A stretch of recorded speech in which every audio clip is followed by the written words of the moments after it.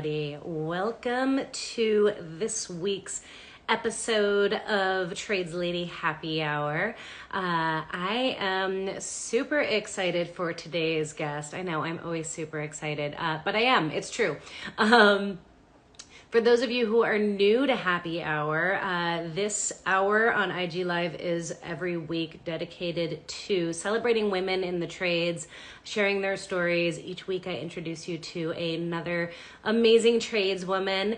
And this week it is my privilege to introduce you to Taylor Bruno. And actually for me to meet her for the first time, she is a talented woman of lots of different skill sets. She's been a fabricator for over 10 years, everything ranging from roll cages to custom suspension to industrial work, residential work. She also owns her own automotive restoration shop. She just does an absolute ton of different things. So I'm really excited to hear her story, how she got her start, and about all of her kind of unique experiences within the various industries that she's been part of. So I think I saw her join the room, so I'm going to, she'll be joining us shortly. Let's see if that worked. Taylor, if you are here, I just sent you an invite. Let's see, let's make sure that went through. All right, any moment now. There we go. Hi. Hi, how are you? I'm good. How are you? I am fantastic. Welcome, and thank you so much for agreeing to our super random request to come join in on this. Super happy, and I definitely appreciate it. Yeah, absolutely. The top of my head was getting cut off. Let me readjust here. You look great. I know, I feel like, thank you. So is this home or is this work? What are we looking at in the background? This is our shop. This is the the restoration shop that we own in Cheyenne. Nice. Very cool. Cheyenne, what state is that? Wyoming. Wyoming. Oh my goodness. Okay. Very cool. Out in the sticks. That's all right. Nothing wrong with that at all. So I've a ton of questions for you, but I want to kind of start with the basics. And if you want to just quickly introduce yourself to the gang. I gave you a little bit of an introduction, but I probably missed a ton of stuff. So introduce yourself. Sure. I'm Taylor. How's it going? I am a fabricator, obviously. I'm terrible at this. We'll just start with that. You're fine. You're just talking to me. Forget about everybody else. Okay, sweet. So I started off in the off-road industry. I kind of got my start. I was actually helping a friend build a roll cage. Okay. And I got to do one little tiny bit of welding, and before I knew it, I was able to become a welder. So I started off in automotive. I've kind of graduated from residential, commercial, structural. I kind of got out of the metal game for a little bit and was doing camper van conversions, and then got back into fabrication. And we just started our shop about a year and a half ago. Very nice. I don't know if you're breaking up. I don't know if anybody else can see this, but you're kind of garbled on my end. Hold on one second. Did that help at all? I don't know if that is for everybody else. You're like all pixelated and stuff. All right, let's see if we can change Let's change locations. Okay. That works for you. No, shop spaces are rough. Just outside of Wi-Fi range. Of course. Let's see is that any better? It's getting clear. It's getting clear. Let's see if it'll actually. I don't know if you can hear children yelling in the background as well. I can't hear children yelling. And you are less pixelated now. So okay, perfect. Awesome. Except unfortunately it means you're standing, aren't you? That's no fun. Can I grab a chair really quick? Is that yeah, allowed? Absolutely. Okay. Gotta love technology. That's all right. I know. It never works when you want it to. I know. I feel like. Of course. All right. Headed back. All right. No worries. You must be on a headset because you still sound like perfectly loud and clear. I got that great Bluetooth. Awesome. Awesome. All right. Mucho better. Perfect. Glad So to hear. you have done like a ton of stuff. So you started out on your first roll cage. Had you ever welded before? Was that like your first time? Never welded. It made me just kind of instantly change career paths. What were you doing Um, beforehand? I was in nursing school. Oh, wow. That's a big Yeah, difference. my mother told me I was going to be a nurse, and then I became a welder. So, All right. How did she respond to that switching careers? she's a little bit old school, so it took a while for her to come around to it. She understood that it was not exactly a trade that's very friendly to women, and she was kind of just cautious about how I approached it, I would say. Yeah, little nervous. How Exactly. how's she feel about it now that you're like you've made the most of it with your life? She is, I would say she's proud of it. She always sends me a picture of, can you make this? And usually it's some kind of yard art or fixing some of her yard art or, but it's Right. kind of cool to see her transform into seeing how things are built. Yeah, definitely. I feel like the minute I learned how to weld, I was like looking at everything differently. I'm going into restaurants, I'm going anywhere. I'm like, ooh, It how'd they opens make up a that? whole new world. It Yeah. really does. So you picked up the torch for the first time. Your friend just taught you the basics and you were immediately in love, huh? Yep. All right. And getting that little bit of time in the hood, it was just, I need to go to welding school. So I ended up going through a fabrication program in Nice. Denver. Okay. So Yeah. you were doing welding and fabrication in the program. Yes. That's And super. well, what's cool is that I actually got to work for the school when I was a student. So I got to do some of the machining classes for Nice. free, basically, which was What a pretty fun. cool program. So it was all of the above. I normally hear about welding schools or I hear about fabrication schools, but not necessarily all of it kind of combined into one. Yeah, and it was a brand new school when my first year was they'd only been open for one semester. Oh, wow. So it was a lot of new machines and more kind of up-to-date technology. Nice. How long of a Yeah, program was it? 2 years. How long? 2 years. 2 years. Okay, nice. That's Yeah. a decent length. What was the name of the school? Community College of Denver. Okay, so it was a community college that did all sorts of stuff. They just had a specific program. Yeah, and they That's had gotten a lot of machines donated, okay. so it was pretty cool to learn on like a lot of the machining program machines were just multi-million dollar machines that it was Right. just cool to learn how to CNC on.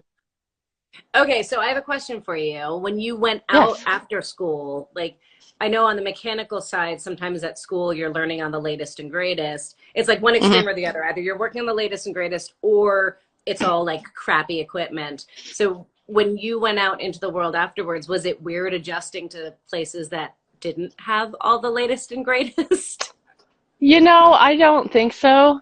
I, in a lot of mechanic shops, they don't really spend a lot of money on, the newest, nicest everything. They kind of go to auction and see what they can find. Right. So actually, the first welding job where I was doing the roll cages and the suspension, they had a off-brand welder that was still to this day one of the nicest welders I have run, and it was an older machine.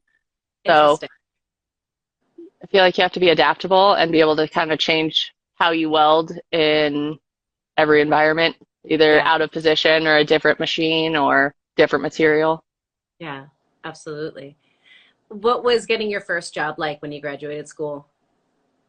I managed to work at that off-road shop while I was still in school. Oh, nice. So, part of the agreement, because I did my first roll cage and was like, I'm going into automotive. I'm gonna just build rock crawlers. We grew up dirt bikes, rock crawling, just, Cool. you know, outdoor fun stuff. And so I decided I was gonna exclusively build off-road vehicles, and they told me Well, you don't know enough about mechanics. So I spent that first year doing a lot of oil changes and Wow. jobs that I didn't know how to do that I was just kind of figuring out along the way. And I was lucky to have the opportunity to learn on the job. That's really interesting and super cool that they wanted you to know that side of things, so you got to learn like all of the pieces and the parts So of. yeah, how it ties in. And so before that, I was a self-taught mechanic, Okay. like started just bringing home old junk cars, and my Right. parents were, why are you doing this? I'm sure they But were thrilled. super, there's quite a few times where maybe not quite as proud. So yeah, they made sure that I had an understanding of how all the welding that I wanted to do tied into the rest of the vehicle. That is so important. I wish more shops looked at things like that. That is such a cool thing to have landed in a place like that because it really does. It all ties together. We were just talking about that at the shop today. Like body techs who don't understand the metal side, or, fabricators Yeah, who don't understand the body side or the mechanical side. And it's like all of these things kind of play together, even if you're not an expert in them. Like yeah. understanding a little bit of each of the pieces of the puzzle is really awesome. I saw you did paint work too. So are you doing you're doing body and paint also? I so we are kind of just doing it all. I I like to learn about everything. So I don't know if you saw that car on my page, I did. It but looks we were gorgeous. yes, and it was kind of a unique car. It was a 65 Dodge Polara, and we were lucky enough that the customer didn't want a perfect paint job. And so I ended up basically kind of teaching myself how to paint on his car. I had painted smaller things, but never a 22-foot boat. Right? So it Yeah, that's was not a small car to definitely, learn on. oh, learning curve. So much, learned a lot. And I feel like that's how it usually goes. And so painting just small parts, it's so much easier to get everything even. But we ended up upgrading from the setup that we used. So we have a bigger paint booth now and actually kind of room to, yes, Very exactly. nice. I have not taken that plunge yet. Either the paint booth or painting a full car. Like I can spray and I'm okay.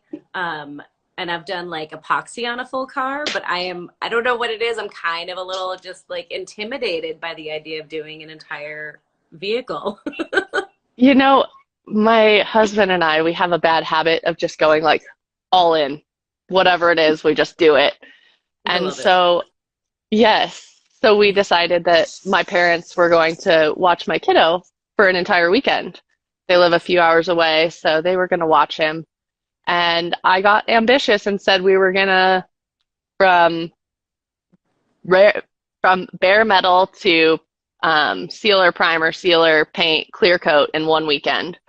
Oh, geez. And it was hardcore. Yeah. We Did you found sleep? out very little. We were pretty tired after that because we had to go to work the next week, and Oh, God. we That's a made it lot. happen. So body work and everything, that's insane. Yes, we Wow. maybe bit off a little more than we can chew, and maybe we'll take 2 weekends next time. But it was funny to just watch us just plow through a weekend. Oh my goodness, that's amazing. And how cool of your customer to be like, "Yep, I trust you. It's okay that this is a learning curve," and Yeah. that's awesome. And he he just wanted a cool car to go get coffee with his vet friends. And so we were lucky to just kind of get him as a customer and do a disc brake conversion for him, and that turned into full interior. We replaced body panels. There was just a lot of work that needed to be done on it, but we got lucky that he chose us to do it, Yeah, especially in that's our awesome. first year. Nice. So you started, I know I'm getting ahead of things because I want to cover all of the things, but you started your shop in the pandemic. Like how did that come about? Did you set out to open up a shop? Like was it an accidental thing? Like how did this all happen?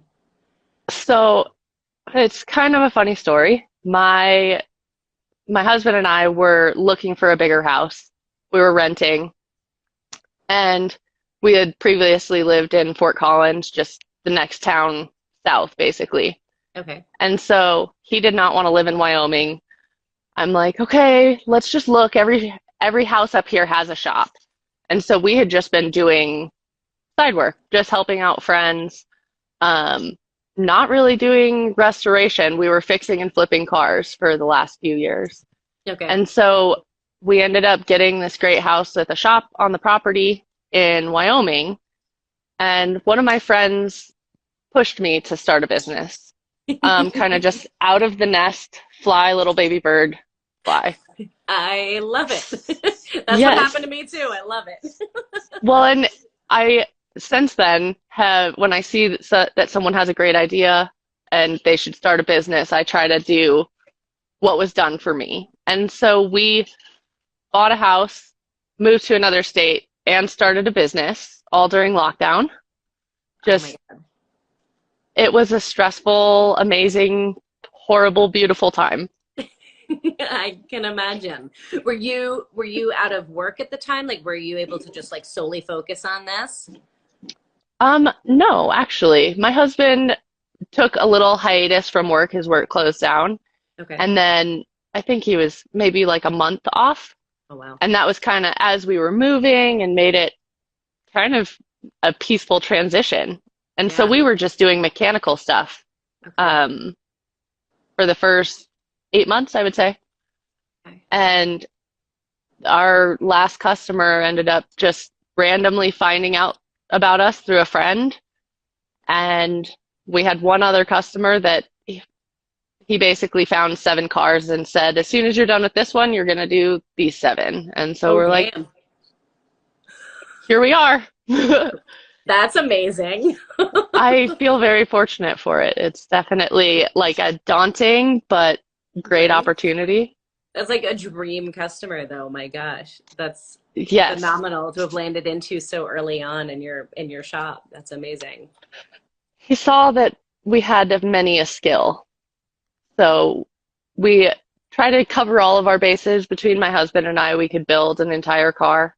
Nice. So he's a 12-volt guy. I don't have to do any wiring. It's amazing. Nice. Yeah. And so you're doing upholstery too. Are you doing that or is he? I do. Nice. So Yes. welder, fabricator, industrial fabricator, upholsterer, Just, all the things. And a mom, is that what I'm yep. Oh my God. And a business owner. How on Yes. earth, like how do you do that? Just like very little sleep. It's like 5, maybe 6 hours.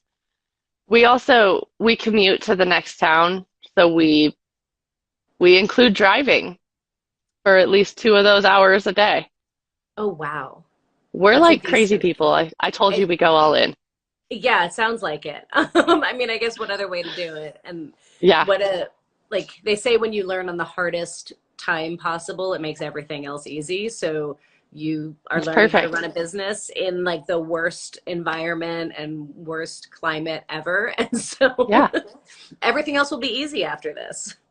And the hardest part has been trying to find parts. Yeah, that's been crazy recently.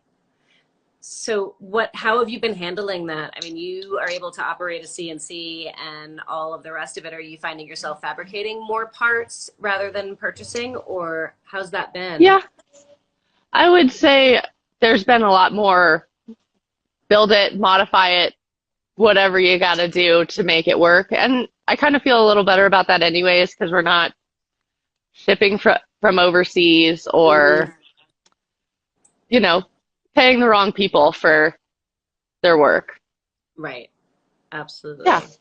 I like That's to very cool. support, local. Yeah, definitely.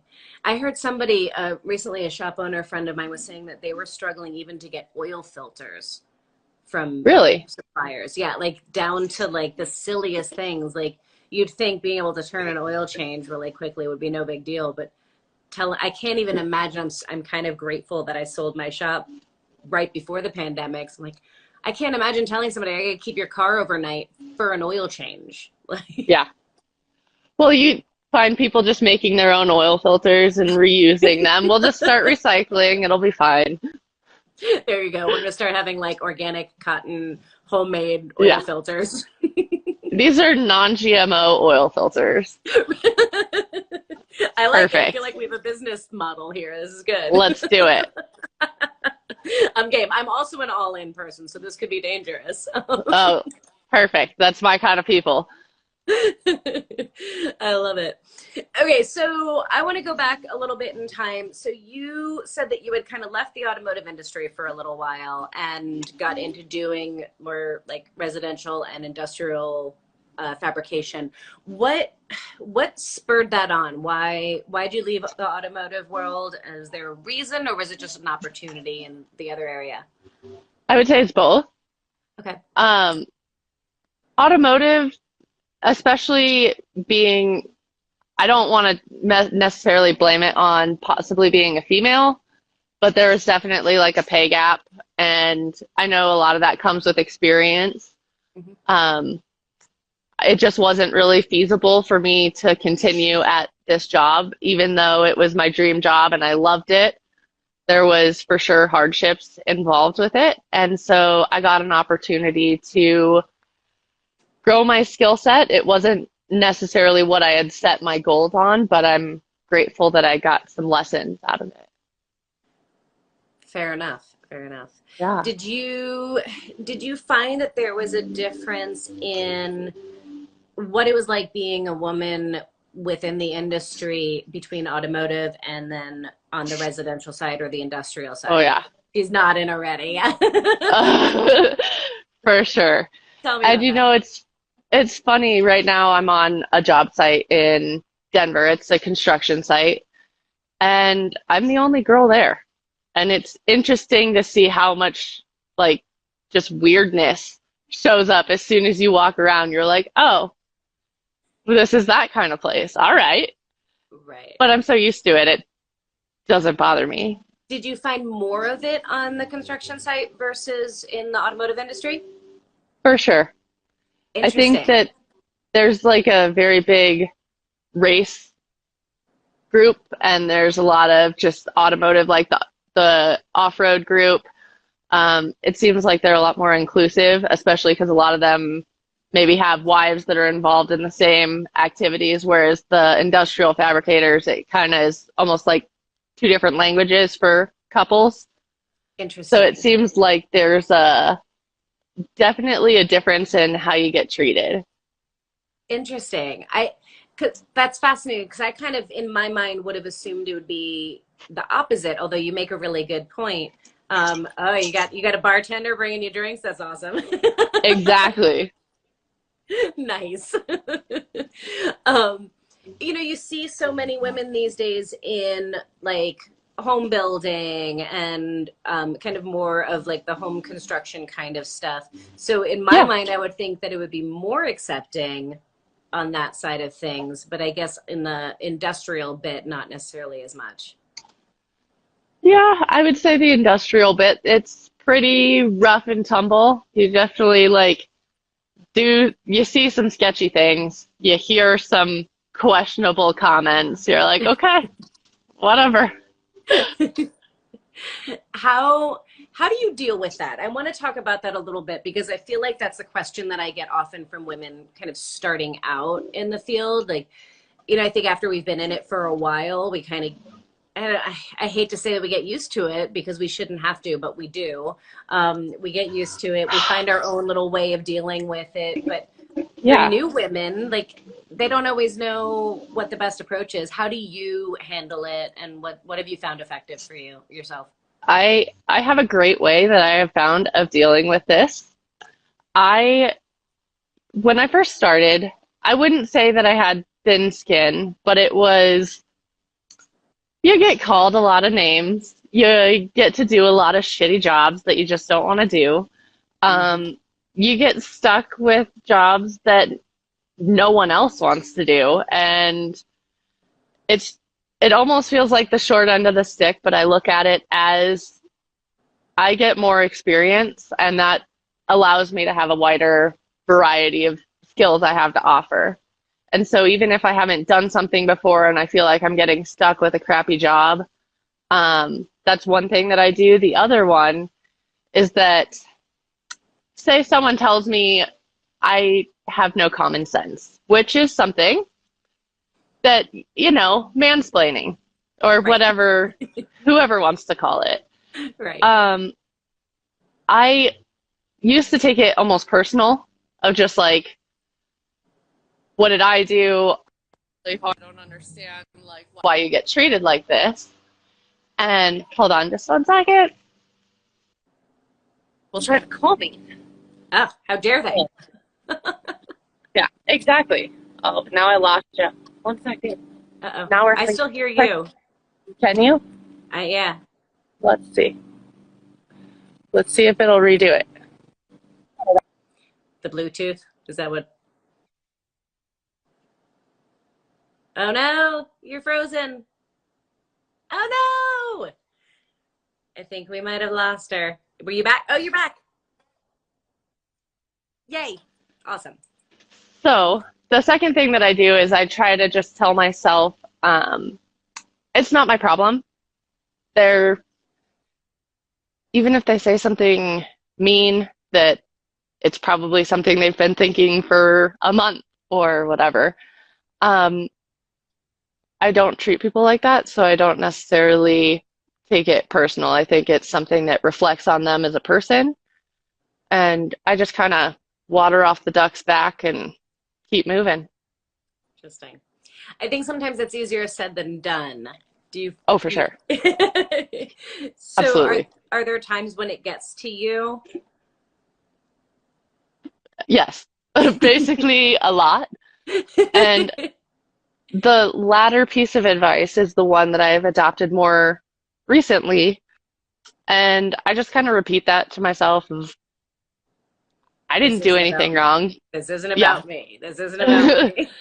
They're mad at somebody else. And a lot of times, if you're having a bad day, it's easier to take it out on someone else. And I would say the generation of older tradesmen, they're not used to seeing me or any of us. So it makes them uncomfortable. And as long as you work hard and show up every day, you're on time, they learn to respect you for your work ethic and kind of take the judgment out of it for the most part. I think that's a really interesting point because I feel like sometimes as women, it is harder for us to earn the respect. Like a guy walks in and there's Double almost an standard. assumption that they know what they're doing, right? So it's harder for us to earn it. But then I feel like once we get it, it's it's a fiercer respect, if that makes Oh, yeah. sense. It's funny, one of my harshest criticisms, which still kind of eats at me, Mm. um, I have been told by men that I am bossy, and I use the same language that other men Ah. use. And just coming from a woman, if you have a helper and you're say, hey, can you hand that to me, please? Maybe you forget the please. Maybe you're in a rush. There's like a certain expectation that you are to smile all the time, that you're to kind of be the shop mom. Yeah, And I definitely have had a reality check with a lot of the guys that I work with because I'm not there to be a mom. I right. do that when I'm at You do home, that at and home, yeah. exactly, you understand. Yeah. Yeah, I've actually had people say that to me about jobs when I've come onto the job, like we're hoping that you're gonna help get like some peace in the shop and that the guys are gonna get along better with you being here. Like, whoa. Like if it has that effect, cool, Yeah. but right, not my job. Yes. Well, and just like on reviews, I've had people review about me. I love the way that you remember all the stuff that I forget and how you do the mom stuff around here. And I'm like, I don't know if we should include that in the pay because Right. that's what we're gonna do. Right. And if we are, the pay should be way higher. Exactly. Double. We made you guys. And I've essentially got two jobs now, being your mom and working alongside of Yes, you. exactly. And outworking them, which is a fun game that I like to play. Right. Who can work harder? And it's usually me. Yeah. So, Yeah, I'm wrong or right. I found myself often in like kind of self competition, like seeing seeing what the guys could do and then challenging myself to like, all right, I got to do better than that. I got to make more hours than them. I've got to like I got to hustle Yeah, harder. I do that as well. And then I kind of take it to the next level where, say, I'm building two panels back to back. I expect my second panel to be this much faster. I'm Right. like, all right, what did we learn? Now, how can we improve? Yeah. So it's I feel a like that's fun a game I common like to play. thread.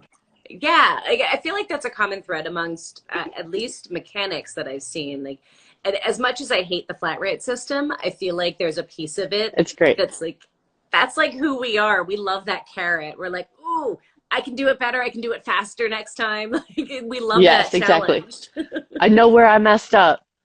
Right, right. I didn't have to take that bolt off. Now I can go out this way and I can shave off 15 minutes or whatever it is, right? Yeah, it helps a lot. And just having that little bits of experience, which is why I'm grateful to even take the crappy jobs. Right. I think that's an important piece too. And you kind of talked about like inexperience versus being a woman. And I think there's different layers of it. And there's probably often Oh, a little bit of both, right? Like when you first start out, you get the shitty jobs. Like that's just kind of part of it. It's, yeah, do they ever let you grow into the non-shitty jobs? I think is, is like yes. where the differentiator is.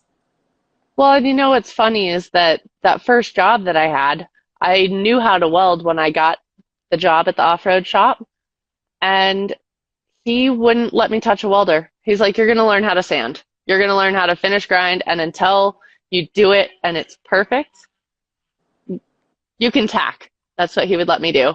So that was the only Interesting. time I got in the hood. So it was also like another carrot of like, I'm Interesting. dying to weld. I don't have a welder. I'm scratchy to weld. Can I please? And then it helped me develop my skills faster. Was from him, was it coming from the place of I want you to be more well-rounded, or was it coming from a place of I don't want you welding yet. I don't trust you welding. He wanted me to be, he was like, if you want to be a welder, you need to know how to grind. That was like Very a perfect rule. And I was, the older I get and the more helpers that I train, I'm like, okay, grab the grinder. I'm going to teach you just like basics of, yeah. especially finish grinding. I'm sure you understand automotive stuff. It's Hmm. next level compared to industrial stuff. If It it's is like within like thin sheet a couple metal. inches, yes, Right. exactly. Yeah, absolutely. And explaining that to people when they're first starting out is interesting. I feel like I spend more time teaching people how to grind because on the all female builds, it's a lot of, newbies who've never done it before. Like, I feel like I spend so much time teaching people how to grind, and they're like, why is this important? I'm like, because it's everything. Like, it Yeah, is everything. And it's going to make you a better welder because now you're more attentive to how flush it is, how perfectly lined up it is, like yeah. all the rest of the things. That's Well, and you know what's interesting too is that I don't know, like a lot of times you get young kids that come in and they say, I know how to weld, I want to weld. And you get people that say, I know how to weld, I want to be a fabricator. And you have to explain to them that 55 minutes out of every hour, you're cutting parts, you're grinding parts, you're fitting parts, you're taking them off, you're remeasuring them, you're altering, and then you get that little bit of time to just weld and you earned it. yeah. And that's a difference. The young kids kind of come in and they want just that little bit of gratification. They don't want to take the time to learn each individual skill so that you can build a perfect part. Interesting. Yeah, that's a phenomenal point. It's similar to painting, right? Like I'm sure you've seen this too. Prep. It's the prep work, it's the taping off, it's the masking off, it's all of the cleaning and the making sure every detail is ready for paint. And a lot of folks, I've heard it from younger folks, male and female, they're like, I just want to be in the booth. I just want to be spraying. I'm like, the spraying is this much of it. Like Yeah, the rest the of it. exact same thing. Yeah. 100%. We all want that glory moment, and that's a really fantastic point, I think, for people to remember that are just starting out. Like, you're not going to start out doing that, the fun reward at the end of the tunnel. You're going to do all the rest of the stuff that's inside the tunnel, and you're going to get there. But And you know, it's fascinating how that causes some animosity. Say you have a boss's son or Mm. someone who kind of gets the privilege right off the bat and doesn't really understand like how many years, how many tears Yeah. you put into that. And you don't, I feel like if you earn it, it tastes better. 100% agree. And I feel like you're speaking from personal experience there. Say the owner's son. Yes. I mean, could be anybody. It could be just the new guy that thinks Right. he knows everything. Yeah. Yeah. No, 100%. And I think because there's this misconception of how long and how much like putting in the work, there's a misconception about how long that takes. So I think there's often this scenario of, oh, I'm being given the shitty jobs because I'm a woman, right? And it's sometimes the case, but not always the case. Sometimes it's just because you're new. Well, and sometimes it's easy to get in that mindset, and you kind of have to just take yourself out of I'm the only girl in the shop and say I'm the newest employee, or I just have the least experience Yeah. in this, or maybe it's the most experience. And Right. it's not always your place to judge who gets what job. And sometimes you just got to do ones you don't want to do, like head gaskets. Oh, I like doing head gaskets. Really? Yes. But you know Oh, that, I mean, there's the thing too, right? It's all perception. When I had my first job at a dealership, like they wouldn't let me do anything. And I knew at that point like it was a gender thing because I there was another student that I had graduated with and we started at the same time and we like I was a better tech than he was. Like I knew it. But they were yeah. giving him really awesome jobs, but I was given bulbs and brakes and belts and hoses and like nothing more complicated than that. So when I finally got to do head gaskets, I'm like, yes, this is awesome. Like, I can see that. Well, and I think that there is some weird stigma about, say, you take your car into a shop. Maybe not you or I, but someone who doesn't really know that much about cars. Say you're taking it to a shop and you see a girl working on your car, and there's kind of like a, does she know what she's doing? right. And so me and you both are like, she's in the shop. Clearly Yeah, she got the job, but yeah, I don't think people that aren't in our profession understand that that's the right question to ask. A lot of times it's just like, we better give her the easy jobs so it's less of a headache for me. And I think, like I said, it's usually a personal problem. That's not something you or I did. It's just kind of the roll of the dice. And we just have to keep progressing so that I don't have a daughter, but our daughters and right. the next generation of female tradesmen um, have it a little easier than we had it. Agreed. And I think you hit the nail on the head earlier when you said a lot of it is that they've never, a lot of these guys in the industries, like they've never seen a woman. And so there's that little bit of like, Yeah. like, There's so much weird stuff going on right now with just, well, we're progressing into the trades. Obviously, there used to be far fewer from of us. yeah, And usually when I go into a job interview, I'll say something along the lines of, they're like, why should I hire you? I'll say, I offer a different perspective. I think that my specialty is looking at things differently and thinking about things differently. And sometimes I can offer a different insight on whatever job it is. And I think that kind of gives them a different aspect of hiring a woman. They're not just like, well, what kind of problems is this going to cause? Or does she even know anything? yeah, absolutely. Well, and, you know, they say there's been studies that have proven that the more diverse a workforce, the stronger the company is because they do have different perspectives. And I think that's not just male, female. I think that's like, you know, just different Across the board. across the board, different types of people from different backgrounds, different races, different religions, different genders, like all of the things. You pull people in from a diverse background and you get different perspectives on stuff. But yeah, absolutely, I think that's a good twist on things. Because I don't know about you, but I would always get the like, well, how do you handle the heavy stuff? Or you know, You know, we were just talking about that today. yeah, And the worst part of my job, I was talking to my boss and I said, the worst part of my job is trying to lift these giant gas cylinders onto the welders. If that's the worst that it is, it's not a problem. And it's Right. not the weight, it's like trying to get a hold of it. I'm like, It's how do I? awkward.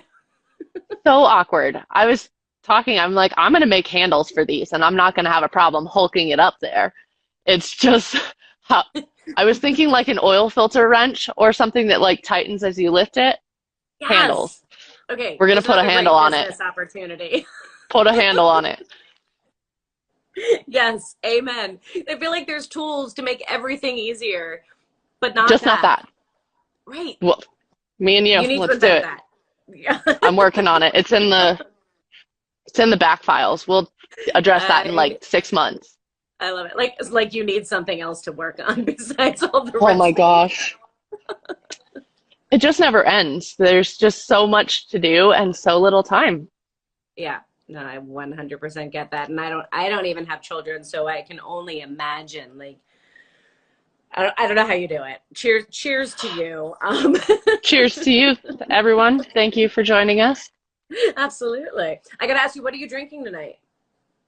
Um, my husband gave me kombucha.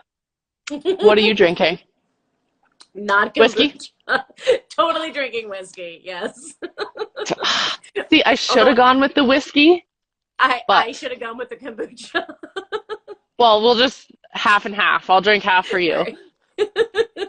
Perfect. Deal. Yeah, your choice is way healthier than mine. I just have to get up at 4, you Ew. know. Ew. Ew. I know. Yeah. Every day. I We just you go know, hard.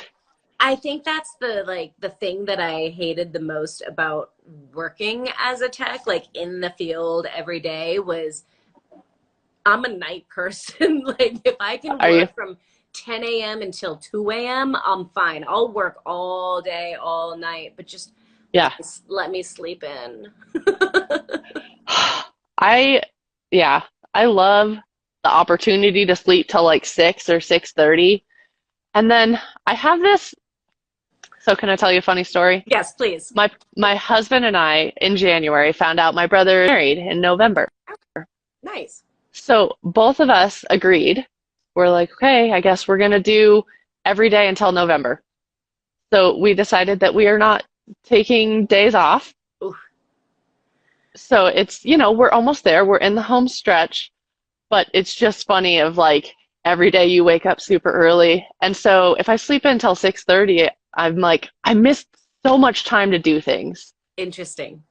That's how I feel Yes. when I go to sleep early. Like it's all like the nighttime hours for me. But I am with you on the Yes. days off thing. I'm looking forward to November because that's when I actually get some time off. So I'm right there with you. I'm feeling your pain. Perfect. Misery loves company. Let's share it. Right. And I know there's a ton of other like car builders out there who are also experiencing that like November push thing. So Yeah. Vacation time. So we're going to take an entire week off after working for nice. 11 and a half months. Yeah. We're like, all right, we're doing this. We're going to relax for at least one of those days. For at least one. Yes. Well, and it's funny, we operate kind of off momentum. So Mhm. it's like a train. It's like trying to stop a train. Yeah. So it takes a long time for me to even chill. And then if I find a way to do that, I'm like, all right, Yeah. gonna need extra fuel. Yes. So Yeah. I can relate to that. I'm totally an inertia baby. Like once I'm moving, I am moving. Once I stop, I'm stuck. Like, yeah, don't let me sit down. right. It'll be very detrimental. All the guys were complaining that they didn't get hour lunches anymore. And I was like, if you made me sit down for an hour in the middle of the day, I'd go crazy. Never. I just Yeah. couldn't do it. I used to work at a shop that took hour lunches and I couldn't sit for an hour, so I'd go back to work after like 20 minutes. And the That's what I do. dispatcher told me that it was unfair for me to take a full hour lunch or not take full hour lunch because everybody else was, and it was an unfair opportunity for me to make more hours than them. And what's funny about that is that when you do that, they kind of feel like you're making them look bad. Right? Like I'm And you're like, not doing this well, to make anyone look bad. well, and I don't think they understand that that's like how we operate. I think that a lot of my coworkers talk about something called the nothing box. Do you know about this? No. Okay, What is the so nothing box? the nothing box is when men are sitting there like this, they have nothing. That's what they're thinking about, nothing. And women Don't are have like, that one. We don't know what that is. So when we're sitting there and we're like, okay, I could be doing stuff, they're like, they're just, they get to relax, they get to check out, which is a really nice luxury that I wish I could partake in. Yes. That's amazing. That was like a revelation to me because like the stereotypical, like you ask a man, like, what are you thinking about right now? And they're like, Huh. nothing. And like women assume that there's something that they really are thinking about and they just don't want to tell Yes, us. But in reality, they're like legit thinking about nothing. just But off switch. we don't get that. I don't know what It's that's so funny like. how that works. Yeah. It's fascinating. I'm fascinated by the idea. I would love Right? to just have like maybe 10 minutes and see what that's like. That would be amazing. I would love that. I would love that. The only time I get to think about nothing is when I'm sleeping, and then I'm probably thinking about stuff then too. But I problem solve in my sleep, and it's like it never shuts off. This thing yeah, just goes, and you're like, all right, well, we gotta chill out. Let's shift to first gear for 6 hours, and then you yeah, can go back to redlining in sixth. right. I think it's so cute. Somebody just commented, C5 Vet One said, we actually do think about things. We know you do think about things. Like, that's not the question. We know men think about things and men are wonderful. This is not a men bashing thing whatsoever. Like, but Not at all. it's that men have the capability of thinking about nothing periodically. And Yeah. yeah, this is I why I don't even think I could do it if I tried. Okay, so this is why I crochet. So like my like little grandma nerdy habit of crocheting at night is it is the only way I shut my brain off because I'm counting. Like I'm counting stitches. So it's the closest I get to thinking I about could, nothing is counting stitches. It's I very would say meditative. painting is, I do some like acrylic, just, you know, kind of abstract art, I would say. Nice. And when that's all I'm thinking about is the paint. And I would say that's the closest that I get when I'm like just thinking about one thing, but usually Yes. I'm 40 thoughts ahead. Yeah. So you're an artist on top of everything. And I make jewelry What don't you just do? for, I mean, I don't wear pink usually. That's about Best answer ever. Yes.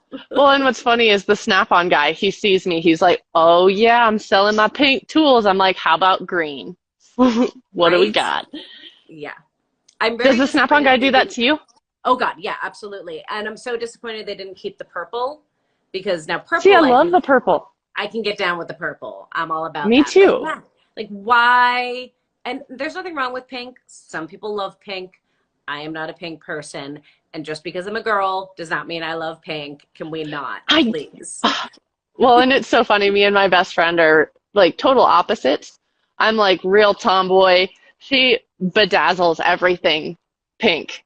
I'm just like, how did we do this? This is incredible. I love it. I love it. All right. So switching topics. Your current job. So you're doing industrial stuff now in addition to the shop? Like your full-time job is doing I can't speak, industrial fabrication. Is that Yes. correct? Okay. So like what kind of stuff are you doing? So we do a lot of like the artwork for the city of Fort Collins.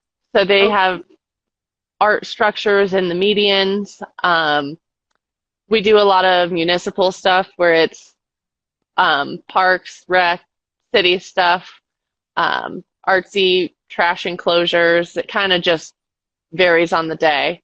That's super cool. So is this a private company or is it part of the city? It's a private company. Okay. And they're just like commissioned or hired for installing these art installations. Well, and so a lot of times we work with the artist and we build what the artist visualizes. Cool. Yeah. So we get to That's do some stuff that's challenging to figure out how to build, and it kind of helps you further along in your experience as well. So it's interesting how difficult some of these projects are, just like logistics. How are we going to hang it? How is it going to be mounted where it's like invisible? It's wow. So you've interesting really transitioned to kind of like a whole different, like very all-inclusive world, pulling all of your different stuff together into one. That's for how sure. how cool is that? I love it. I So, definitely had all the roads converge onto one bigger right? road. Isn't it funny how that happens? Like we don't always know where things are going, but like all of those different pieces of experience, and then all of a sudden you're like, oh, look at that. All of it prepared me for where I'm at right now. Yes. May I tell you a saying that you just reminded me of? Please. Um, my mom gave me a book, and I just opened it to a random page, and this saying made me quit a job the same day I read this sentence. So I Interesting. was like, okay. So the saying was, if you don't know where you're going, you might not like where you end up. I like that. And I was like, yep, not doing this anymore. Interesting. I also quit a job because of a sentence. It was What on a was bumper it? sticker. I was outside taking a break and I saw a car in the parking lot with a bumper sticker and it said, "Problems are rarely solved by the minds that created them." And I was like, "You're right. This place is never going to change. I'm out." Yes. And it's funny how one sentence can just, all right, perspective shift, we're going that way now. And it feels like those things were just almost meant to happen. Yeah, absolutely. Interesting. I love it. I'm glad I'm not the only one who like latches on to random little signs from the universe. Oh, universe provides. Right? And what do they say? The when the student is ready, the teacher appears, even if it's in a bumper Yes. sticker. Well, and my husband and I, when we first met, we didn't have the cars thing is like what united us. And we had three cars, and all three of them were broken in the same parking lot. We were working on, in my apartment parking lot, we were working on the BMW for 3 days in a snowstorm in January. We were taking turns warming up in the car. Ooh, And so we built our skills. We traded up cars. We'd fix and flip mechanic special cars. And it's crazy to see what we have now, going from working outside with an incomplete set of tools to how hard we've worked to start our own shop. And then the business just came. I love that. I think there's some great perspective there. Like so many people are in a rush to get to that next thing, right? And not that there's anything wrong with the hustle. Like I'm all about the hustle. Like drive, push, get yourself there. But like the biggest thing is to look back at where you've come from and how far you've gotten and what it took to get there and be appreciative of that. I think that's pretty cool to have that moment. Like look at how far we've come since fixing cars in the snow outside. Well, and one more point on that is I think that social media gives us the opportunity to peer into other people's lives, and that almost forces us to compare ourselves to someone who hasn't lived through our hardship. And so the only real comparison is, am I better than I was yesterday? Amen to that 100%. I am in total agreement. Social media encourages that comparison to others and it's dangerous. It's a scary thing. I worry about the young kids these days growing up with that and not having the Yeah. perspective. Like they're constantly comparing themselves to others. Well, and even adults, I think you have to point this out. And it's a perspective that a lot of people don't really look at it from. Yeah. One of my favorite approaches for life is, I don't know, have you ever been off-roading? A little bit, but not Okay. not anything real. Yeah. So say that you look at a hill you want to drive up. You're like, I want to get to the top of that. You choose your path, and halfway up, you realize your truck will not make it up that hill. So you have to back it down, and then you have to choose a different path. And I think that a lot of times you end up just having to change how you look at a problem or change how you come at the problem. And funny how you can get to the top when you just take a few runs at it, red line a little bit, and then you're like, oh, okay, we learned and we got there. Yeah. I love that analogy. That's great. I have always kind of shared a similar analogy. Same moral of the story, right? Is like working on cars. Sometimes the first tool you grab, it doesn't allow you to get at the thing you Yeah, need to get at. So like try something else. Like we have the goal, like if this doesn't work, try it this way, try it this way, try it this way. Like don't stop trying yeah. to figure it Don't out. quit. Yeah. I love that analogy. That's great. Yeah. And to your point earlier, like coming full circle is like sometimes we don't see the value in the shitty jobs that we're given, or maybe the boss that we think is just giving us the like a hard time or giving us a challenge that we don't think is fair. Like sometimes there's value in that you just don't see yet because you haven't gotten to the next thing. Well, I'm kind of looking back on it. Everything is 2020 in hindsight, and it's easy to hate something in the moment and then Right. realize how lucky you were to experience it later. Yeah.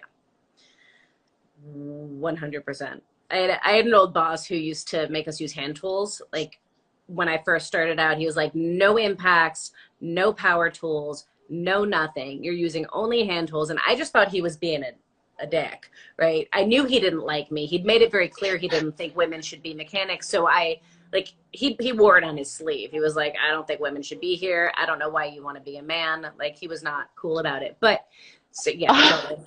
So so like Wow. right? So Sick I burn. assumed it was because he was being a jerk, and he's like, nope, no power tools. But it's something I'm so grateful for now because my sense of how tight something is and what like the torque is of something just by feeling it, I wouldn't have developed if it wasn't for that experience. Well, and dexterity is something that you can't always reach that bolt that you need to get out with your dominant hand. And sometimes you have to be like in the picture where you're crammed behind a motor and you Yeah. have the tiny wrench that doesn't ratchet. You have to be able to play flippy wrench behind that motor. Yeah, absolutely. When you're like upside down and trying to get at the thing that you can't see. Yeah, absolutely. I do have a funny story that you may find amusing, speaking Okay. of tools. So, self-taught mechanics, I had inherited my dad's tools and I did not have a full set of tools.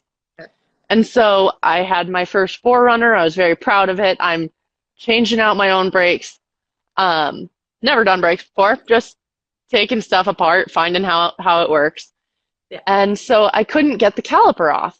And so I called my friend who's exclusively worked on Toyotas, Okay. and I said, what size is this?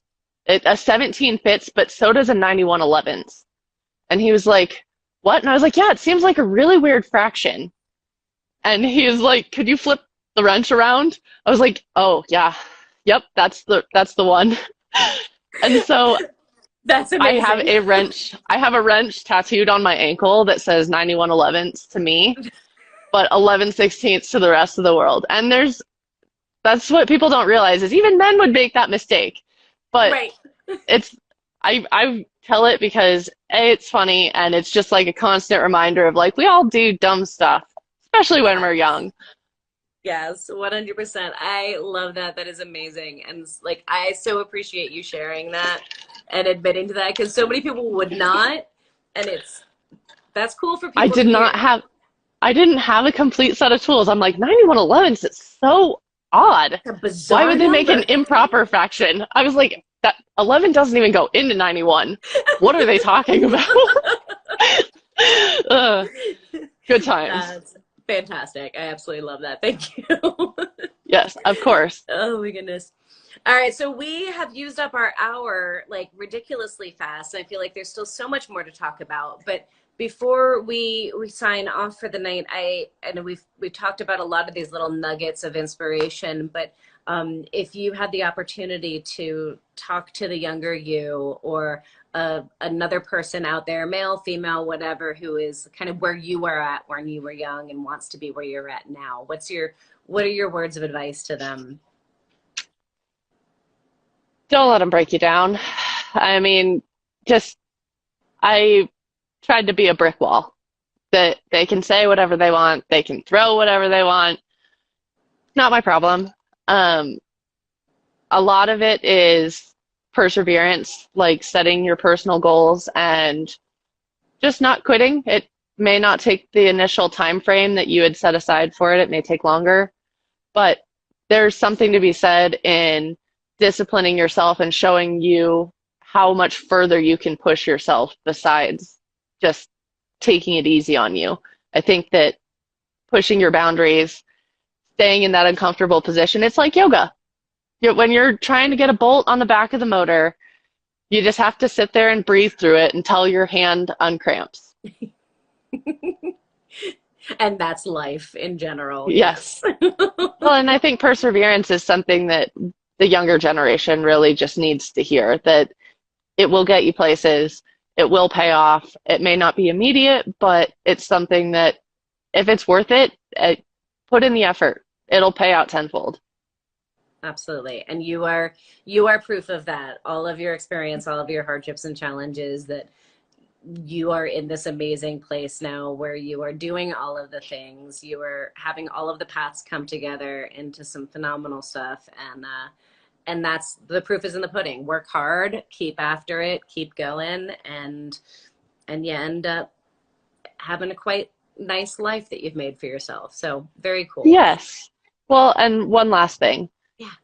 We should all just be very lucky, like feel very fortunate that we just even live in America. So even if you're getting the crappy jobs, like why are we not just so thankful that we get to live in a place where women are allowed to work? And yes, we may not get treated equal, but we've come a long way since women have been allowed to vote. And we just have to keep paving that road and show that women are worth employing, that we have a different set of skills, and that we're not what people have stereotyped us to be. I don't fit perfectly in in a box, basically. That's 100% cheers. Cheers to that. Like, it was our parents' generation that wasn't allowed to take shop class. So Yeah, the fact that we're even allowed to do this work, that you were allowed to go to welding school, that I was allowed to go to mechanic school, like, that's a big deal. And that wasn't that long ago. So yeah. yeah. One, it takes women setting examples, and that's what I try to do is just I met, there was this woman in the grocery store. She asked me, she's like, "What do you do?"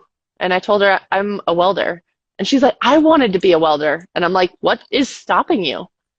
And so I ran out to my car and grabbed a business card and said, "If you need anything, I have spare tools. If you're trying to go to welding school, I will help you get started because I think that there is a benefit in paying it forward and just trying to help our sisters." That's basically, I didn't have a hand, but I'm glad to be a hand. I love that. And what a Yeah. great thing for us to, a note for us to end on. And that is the point of these happy hours, is sharing these stories so other women can see them. What a great way to end this off is pay it forward. We are all so privileged to be able to do what we're doing. And yes, it's been hard work. And yes, we've had to often struggle for it. But we're fortunate that we're even able and allowed to experience that, and definitely pay it forward, share it with other women. All Well, right. and I think that if anybody has an issue that they want to talk about, something that I could possibly relate to, I have maybe not the best advice, but I can listen very well and I can try to offer some kind of companionship in it of just we're all in this together. It's not just one of us paving the way. No, definitely not. There are so many of us, and just by living our lives, just by being visible, you're making an impact, you're making a difference. And I encourage anybody who's watching this, make sure you go check her out and give her some support, and heed her advice. You know, if you're a woman in this industry, or even if you're a guy in this industry, like, pay it forward. Support the next generation coming forward. And I'm so grateful that you said yes and agreed to be on my happy hour. This has been absolutely fantastic meeting you. I've really enjoyed our conversation. And I will be sending you a little gift in the mail. So text me or message me your address so we can send you a little thank you gift. And That'd be amazing. keep doing all the amazing things you're doing. You're phenomenal. Keep up the good work. I hope everything is amazing and successful with your shop. And cheers to you. Cheers to you. I appreciate it. And thank you for the opportunity. I super appreciate it. Absolutely, my Have pleasure. another conversation again. Let's try to get Yes, more women in the trades and absolutely. We keep will with it. definitely be talking again. So everybody who's tuned in, thank you so much for tuning in. I appreciate you spending your part of your Wednesday evening with me and our phenomenal guest, Taylor Bruno. Make sure you check her out, give her some love, and definitely make sure you come back next week for another awesome edition of a Trades Lady Happy Hour. We'll be meeting another very, very cool tradeswoman. So until then, be good to yourselves, be good to one another, and we'll see you soon. Bye, guys. Take care.